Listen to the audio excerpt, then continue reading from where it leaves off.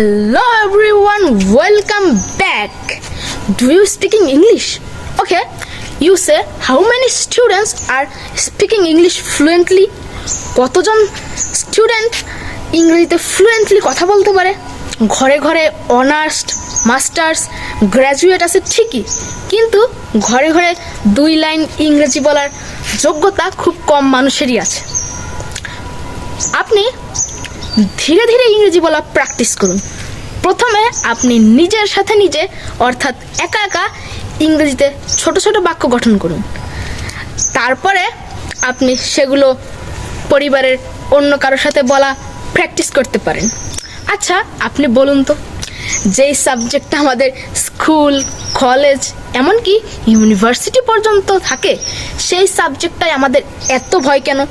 আপনি সাহস করে ইংরেজি বলার ট্রাই করুন, দেখবেন আপনি পারবেন। To learn more, follow my YouTube channel and my Facebook page. See you in the next video.